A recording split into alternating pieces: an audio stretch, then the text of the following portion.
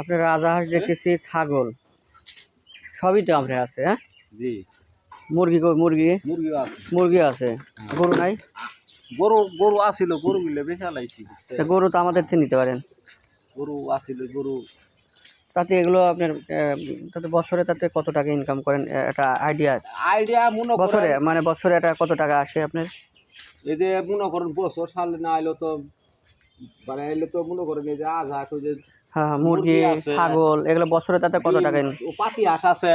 হ্যাঁ পাতি হাঁস না আইলো নেন 7টা আছে। মানে অ্যাকচুয়ালি মানে বছরে একটা ইনকাম আছে না, হ্যাঁ, মানে কত টাকা বিক্রি করেন তাতে বছরে? এক বছরে কত টাকা আসে তাতে? বছরে তাও তো ভালোই আহে, এলে কত হাজার? না আইলো 20-30 হাজারটা তো স্বাভাবিক ইয়ের দিয়ে আহে। তারপর আপনার ডিম ছাগলের তাহলে 1 বছর পরে 2টা খাসি বেচলাম 30,000 টাকা। তাহলে 30-60 আর এমনি দিয়ে আর পুরো ডিম মিললে তো আছে। তাও একটা আইডিয়াতে 1 লাখ টাকা বছরে আসে ইনশাল্লাহ, আপনাকে দোয়া আছে।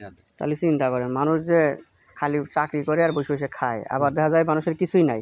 এমন আমার বাড়িতে এসে বুঝছেন, হাঁস মুরগি কিছুই নাই। তাহলে দেখেন আপনার এগুলো দিয়ে প্রায় 1 লাখ টাকা ইনকাম। দেখেন ছাগল মাগল সবই আছে আপনার, হাঁস আছে, পাতি হাঁস আছে।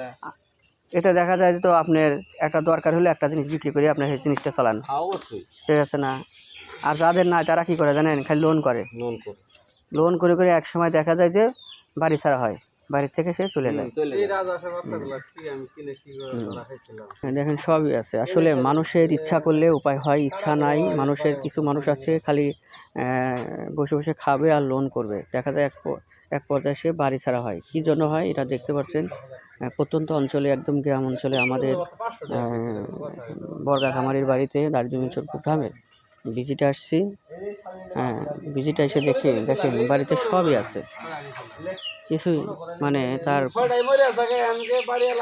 ছাগলের ঘর। এটাকে ছাগলের ঘর আমরা কি দিছিল, অফিসটা দিছে? খুব ভালোই তো। এটা তৈরি করতে কত টাকা লাগছে?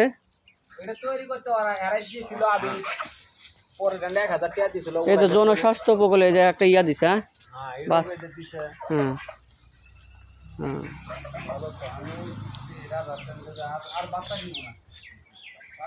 যাই হোক, খুব ভালো লাগলো।